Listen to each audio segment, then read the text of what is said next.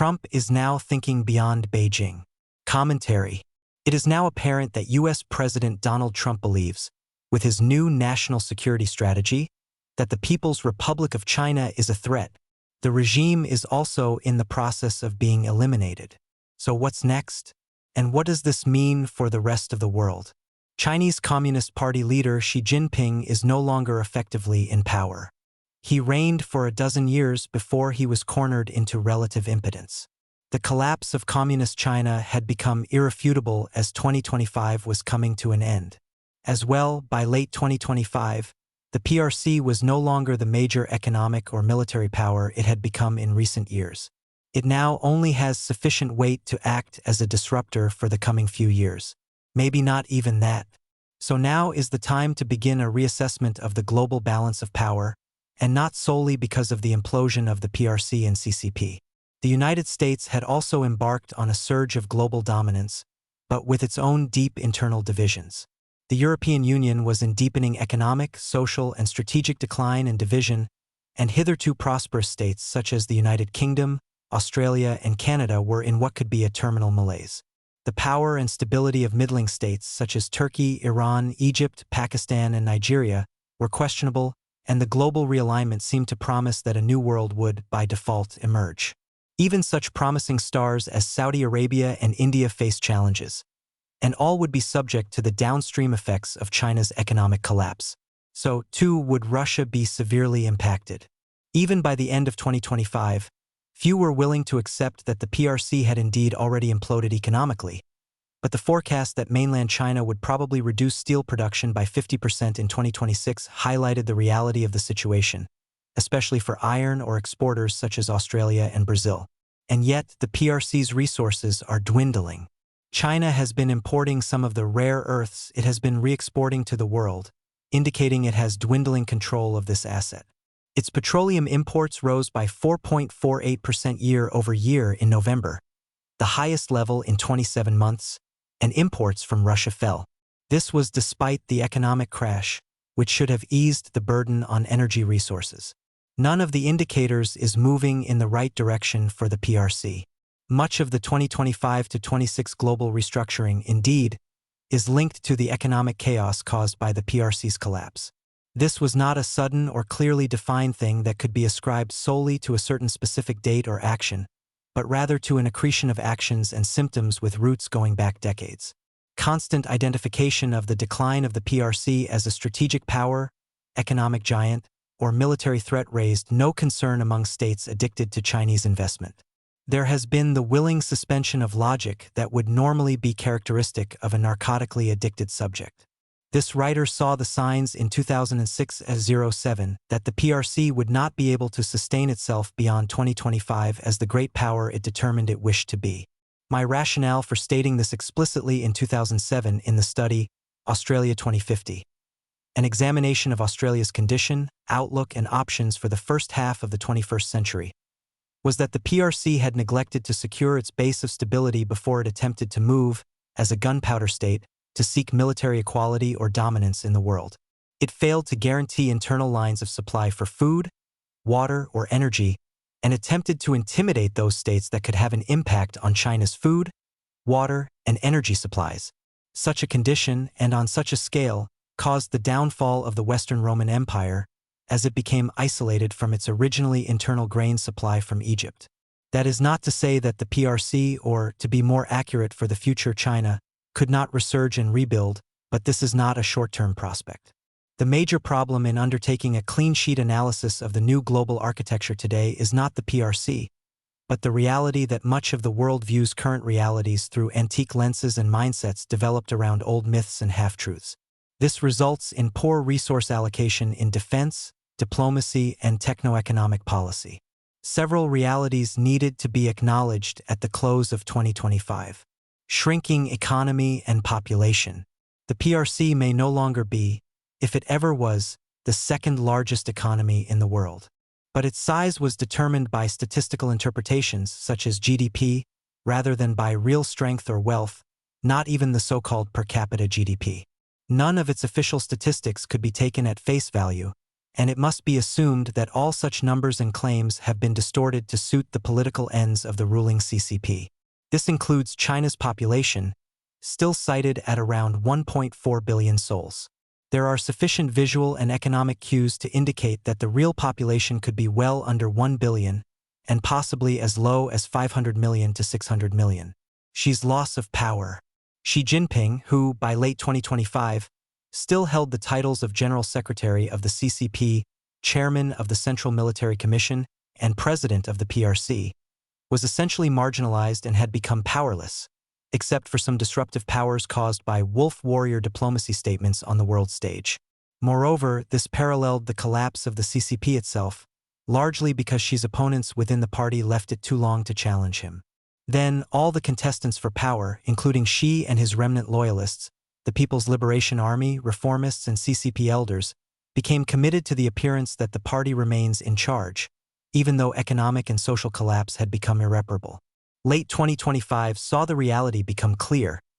The PLA, under CMC Vice Chairman General Zhang Youxia, was debating how to determine an outcome that would ensure that the military was no longer a pawn in the hands of a political leader. If power, as Mao Zedong had said, came from the barrel of a gun, and Zhang controlled that gun, then the only path to continuity of nominal CCP rule in 2026 would be through a deal with Zhang. Weak military. The PLA was, by late 2025, committing all its resources to controlling the country and could not jeopardize this by engaging in foreign military adventures to distract the people from their internal economic woes. In any event, from a strategic perspective, the PLA was by then proving incapable of providing a coherent force that could undertake any major military confrontation abroad, including a war against Vietnam, let alone Japan or the Republic of China. And yet the PLA's inventory of nuclear weapons and ballistic/hypersonic missiles is sufficient to ensure that the military is given a free hand by external powers to do what it needs to do in mainland China. Corruption, over-politicization by the party and Xi Jinping, and technical shortcomings have ensured that the PLA has failed to coalesce into a credible global military force. The power and prestige it had amassed have evaporated. Russia. Russia, normally cautious about showing its hand regarding China, in October and November came down on the side of supporting General Zhang Youxia as the real power in the PRC. Zhang was given head of state protocols when he visited Moscow on November 20th to 21st, far above the recognition given to Premier Li Chang when he was in Moscow on November 17th to 18th. This was a pointed public slap in the face by the Russian President Vladimir Putin to Xi Jinping.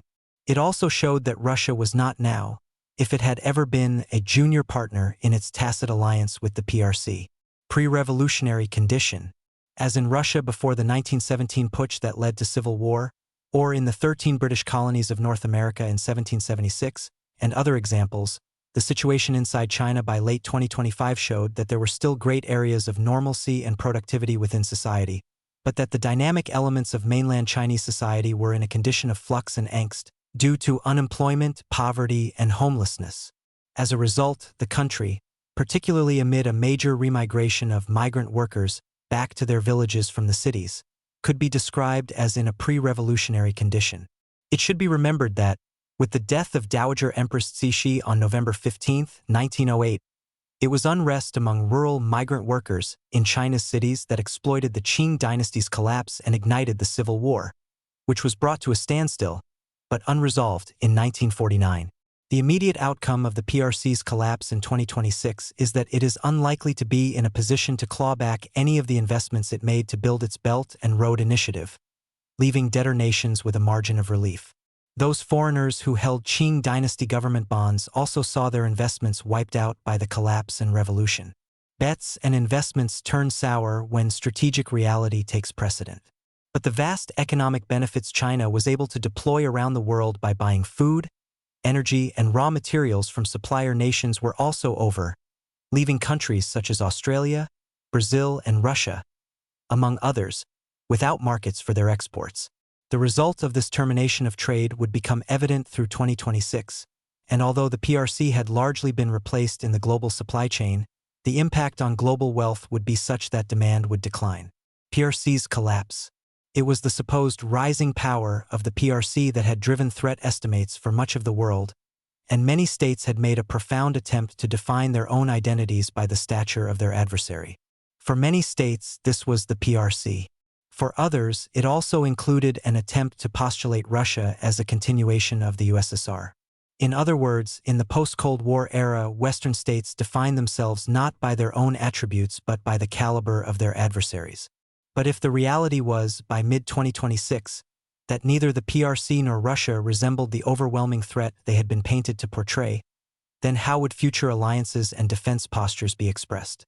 The collapse of the USSR in 1990–91 was so simplistically portrayed as a great victory for the West, as the Ronald Reagan leadership handed over to George H.W. Bush in the United States and as Margaret Thatcher retired from office in the UK, that the West declared a peace dividend. This dividend included not only reductions in defense spending but a total loss of cohesion or credibility in threat assessments, all of which led to a decline in Western identity and cohesion. But the collapse of the PRC, which has been foretold for more than a decade due to its own shortcomings, was by 2025 already being portrayed solely as a victory of the United States, unshared with any other states. So how will or how can the United States use this sole remaining superpower image in the coming years? U.S. President George W. Bush saw the United States as a global power, leaving it strategically unfocused. When the September 11, 2001, al-Qaeda terrorist attacks occurred against the United States, Bush declared a war on terror and thereby elevated al-Qaeda leader Osama bin Laden to the status of a superpower. So bin Laden defined the United States in a very meaningful sense. How will the United States identify itself post-PRC?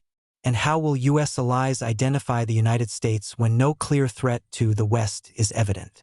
Will Trump be able to convince much of the world, as he would need to do, of a rationale that causes the international community to accept U.S. predominance, absent a threat? The new Trump doctrine, released as the National Security Strategy, pointedly does not specify a strategic adversary for the United States. This, arguably, is the bold step by which the United States argues its purpose as its own ethos, not defined by a threat. By arguing this, Trump has already declared the end of the PRC-CCP era and an America defined by America. Can that strategy survive Trump? But first, the post-PRC chaos.